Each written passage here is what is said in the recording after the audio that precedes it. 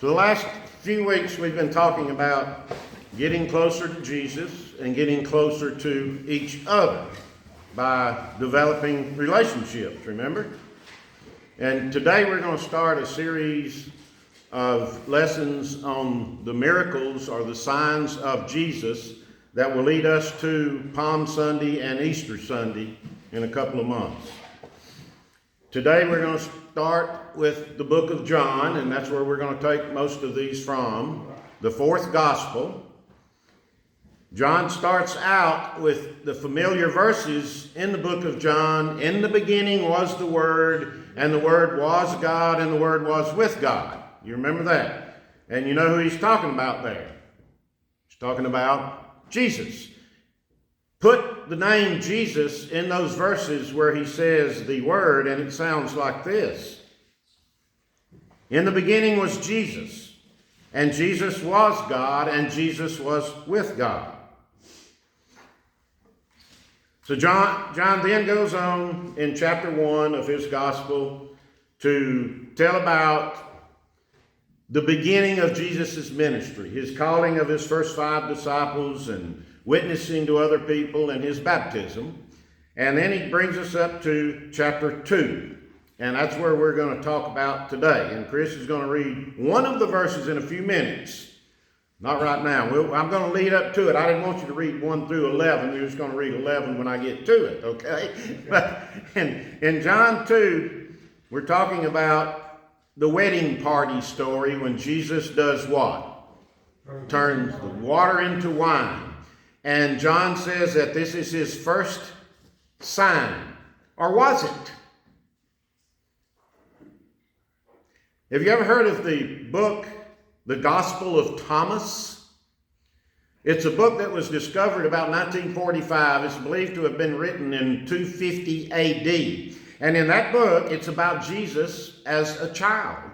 And in the book, it tells of Jesus making some birds out of clay and breathing on them, and then the birds flying away alive. Now that book, I don't know. It also tells about Jesus being disobedient to his teachers and his parents, about how he was not very, very giving to other people, and he developed a bad reputation for himself and his father. And, you know, those reasons right there make me reject the Gospel of Thomas as a true book, as a book of nonfiction, as a book about the story of Jesus as a child. Also, the Gospel of Thomas says that sin is not the problem, ignorance is. And the person that wrote the book of Thomas, the Gospel of Thomas, claimed to be Jesus' twin brother. So, you know, it can't be real. I have to reject that book. And then there are other books that were written between the Old Testament and the New Testament. There were about almost 400 years there. And those books are called the Apocrypha. You've heard of those. They're not in the Bible. They were decided not to be put in the Bible. There's 1st and 2nd Maccabees, 1st and 2nd Esdras, Ecclesiasticus, the Wisdom of Solomon, Tobit, and Judith.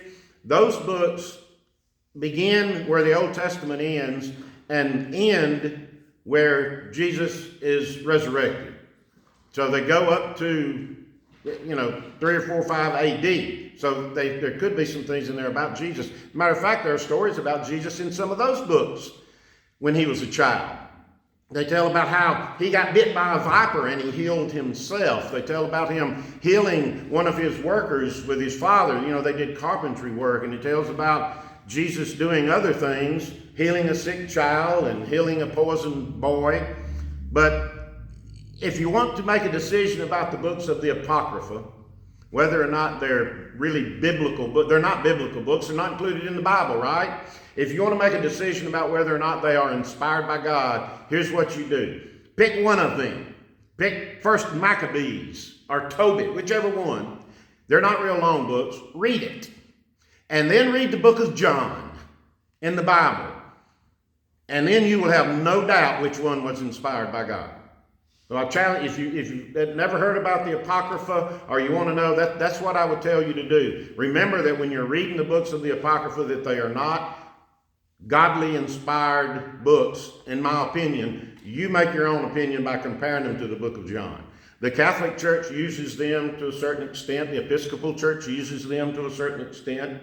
But they are not biblical books as far as I'm concerned. So, let's go back to John chapter 2. And they're talking about the wedding in Cana. John says the miracle was the first of Jesus' signs. Since we know that the Bible is the inspired word of God, we have to believe that that was the first miracle of Jesus, turning the water into wine. And let's look at it for a second. Chapter 2 starts off, on the third day, a wedding took place in Cana in Galilee. On the third day of what? It doesn't say. Back in those days, the day of Jesus, a wedding was a week-long festival. It was a big party. And the groom's father was responsible for part of it, and the bride's father was responsible for part of it. The third day was the responsibility of the groom's family. And that week-long celebration ended usually on Friday before sundown, because the Sabbath started at sundown, and they would have the wedding. But the third day, he's probably talking about Wednesday, the third day of the wedding festival, the day that the groom's father is supposed to throw this big party. It says the wedding took place in Cana. If you'll look at that map you've got, right up above Nazareth, there's a little, it's 3 or 4 miles from Nazareth, there's a little town called Cana. It's not there anymore. That's where it's believed to have been. So it was very close to where Jesus and Mary and the rest of his siblings grew up, in Nazareth. That's why he was called the Nazarene. So there's a very good chance that Jesus, his mother, his siblings, his family knew these people that lived in Cana, this groom. It may have even been a relative. It might have even been one of Jesus' sisters. He had a couple. He had a bunch of brothers. It might have been, wouldn't have been one of his brothers, because the groom's family was not his family. So, it could have been a cousin or something. Maybe Elizabeth had another child beside John the Baptist, and that's who was getting married. We don't know who it was. We just know that Mary, Jesus, and his disciples were invited to this wedding in Cana, and they went. So they had to have known these people, at least one side of the family there that was getting married. They had to know them very well. And what happened at that wedding celebration? They ran out of wine. Oh, what a travesty. The groom's father is responsible for throwing this big party and having everything you need, the food, the music, the celebration, and the wine. And he ran out of wine. What ridicule. I can only imagine the people standing over there in the corner. Oh my goodness, the guy ran out of wine. How could he run out of wine at a wedding festival? You just don't do that. And you didn't do that in Jesus' day. They ran out of wine. The groom's father just really messed up the boy's wedding celebration, didn't he? And what happened after that? You know the rest of the story, don't you? Mary goes over to her son and says, Jesus, we're out of wine. Do something. And Jesus does, doesn't he? He has the servants get these, was it 5 or 6? 6 clay jars. And each one of these clay, they were about this big, and they probably held 30 gallons. He had them fill those jars with water. And then they took the water over to the father of the groom, and just to make sure, he drank a little of it. And he said, whoa, this is not just wine. This is good wine. Jesus made good wine for that wedding festival. So the party got to going again, and everybody was happy. So that's what happened. That was Jesus' first sign or miracle. Now, Chris is going to read the end of the story, chapter 2 of John, verse 11. This miraculous sign at Cana in Galilee was Jesus' first display of his glory, and his disciples believed in him. His first sign, and what did that sign do at that wedding? It revealed the glory of Jesus Christ, and it made his disciples, who were new disciples, remember, they hadn't been disciples very long. This may have been the first event they attended, except for the things that happened in chapter 1 that we read in John, the baptism and a few other things. This was the first big event. And now it says the disciples believed in him. They put their faith in him because they saw this sign. Now, John doesn't call it a miracle. John calls it a sign. The New Testament was written in Greek. There were several Greek words that John could have used. Words that mean such things as a strange event, a power, a wonder. Instead, John used the Greek word semeion, which means sign. And a sign is something that does what? Gives you a message. So John is saying this was done to give the people there a message. He's saying that Jesus' signs or miracles were specifically done to send the message that he was the Messiah. He didn't do it for the groom. He didn't do it for his mother. He didn't do it for the people there celebrating. Jesus did this sign to show that he was the Messiah, so that mainly his disciples would then believe in him and believe that he was the Son of God, because he was just beginning his missionary trips and his visits and his speeches and all the things that he did. He was just beginning his ministry to prove that he was the Messiah. That was the message.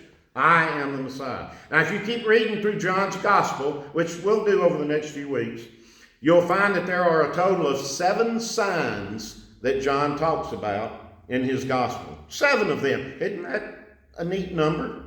There's a reason for that number. We'll talk about in just a second. But he talks about, we'll talk about next week, healing the son of the official, the Roman official, whose the son wasn't even there, and he healed him. He talks about walking on water, which was another sign. He talks healing a man that was born blind. He talks about the raising of Lazarus from the dead, healing a paralyzed man, and feeding the 5,000. Those are the 7 signs that John talks about in his gospel. That reminds me of a modern day miracle that I heard about not too long ago.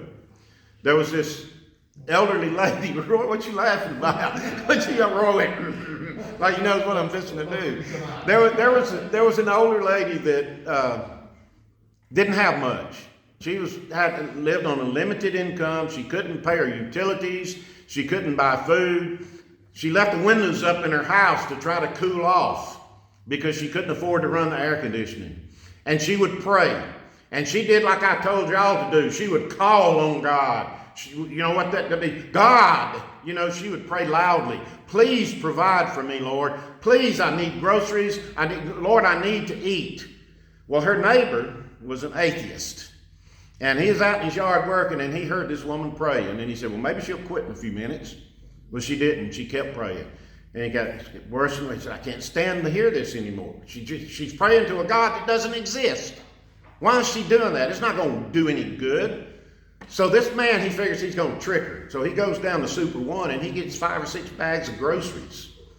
And he brings them back to her house, and he puts them on her porch. He knocks on the door, and then he jumps down off the porch and hides in the bushes. The woman comes out the door, and she said, God did it. God did it. And the man jumps up, and he said, God didn't do anything. Lady, I did that. I bought those groceries. And once again, she goes, God did it. God did it. And he said, you don't understand. There's no God. God didn't buy those groceries. I did. The woman looks at him again and looks at him. She said, God did it. And he made the devil pay for it.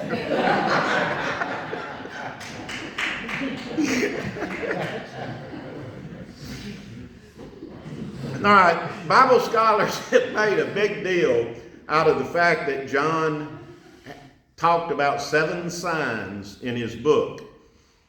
First of all, his book begins with the 3 words, in the beginning, just like the book of Genesis. And then Genesis goes on and talks about the 7 days of creation. John begins with his book. in the beginning. And then John goes on and talks about 7 signs of Jesus.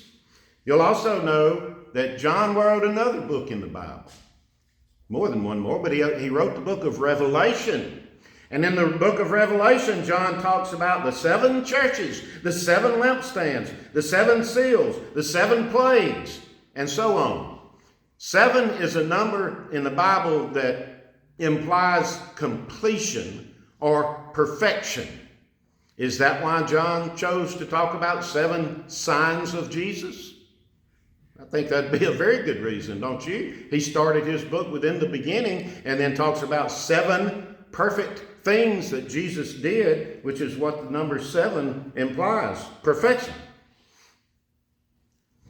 In the event, he told about 7 signs that we consider to be 7 of the most wondrous ones, and the ones that we're going to talk about over the next few weeks. I think John's primary purpose of including the one about turning the water into wine is pretty simple. It's pretty straightforward. It was Jesus's first. It was an act of creation, and it showed his disciples and the other people there that here I am. I'm the Messiah, the Son of God, and I'm getting ready to start my ministry. Y'all need to listen up. That's what Jesus was saying, that he's here. He had really not done a lot before then to prove that he was the Son of God. He was asked quite a few times, are you the Son of God? A lot of times his answer would be, well, who do you think I am? Well, that's a pretty good answer. He let his signs show who he was. And I want you to imagine how the astonishment in those servants that they're the ones that put the water in the clay jars. And then I'm sure while they're taking it over to the bride, the groom's father, they couldn't smell anything because of water. And then all of a sudden they smell the sweet aroma of red wine. Imagine how astonished they were. And imagine how astonished that groom's father was when Jesus saved the day and he tasted it and said, whoa, this is not just wine, this is good wine. Imagine how astonished the disciples were to see once and for all, this guy they've been following around now has proved to us that he is the Son of God. Even Mary had to be astonished, even though she knew before she even gave birth that she was giving birth to the Son of God. Now she has proof that my son, is the Son of God. He is the Messiah. So there had to have been a lot of astonishment that day. Most of y'all probably don't need Jesus to turn water into wine to prove to you he's the Son of God, do you? I would hope none of you did. Well, just look at what he's done in your life. And tell me that he hasn't proved to you that he's the Son of God. You can't do that. If you look at I could go just about to everyone in this room and tell you a blessing, something that's happened to you in your life that proves to you that Jesus was involved and he did it because he's the Son of God and he loves you, just like his Father does. Everyone in here could relay a story right now. I know I could. I know you could. I know you could. We all can. We can give a story to say that we don't need Jesus to turn water into wine. But maybe there are some messed up parts of your life. Maybe you're suffering from loneliness. Maybe you feel like you're inadequate and you have no hope for the future. Maybe you suffer from anxiety or fear of something. Maybe you're ashamed of something. Maybe you need those things to be turned into something else by Jesus. Well, think about what Mary did. This is the point of my sermon. I thought all of that I just talked about for about 15 minutes to get to this point. Think about what Mary did. If you have any of those problems in your life, what did Mary do? She took it to Jesus, and then she stepped aside and let him do his work. That's exactly what she did. She said, Jesus, here's a problem. I'm gone. You solve it. And that's what you need to do with your problems if you have problems in your life. Do what Mary did. Take them to Jesus, turn them over to him, and then step aside and let Jesus do his work in your life. When you're faced with any kind of problem that you feel that you can't solve, or you're in despair because you don't know what to do, don't try to deal with it yourself. When Madeline was born, when I went to see her the first time, I came back out of the NICU. I stopped in the waiting room and I sat down and I said, God, Jesus, it's up to y'all. I can't get her well. I can't get her. It's up to you. I turned it over to him, and then I let him do his work, and he did it. So may Jesus work in your lives. May you believe the things that have happened in your life. The good things are the signs of Jesus Christ showing you that he is the Messiah. May we know that he is there waiting for you to make your needs known to him, and then simply step aside and let Jesus work in your life. Amen. Amen.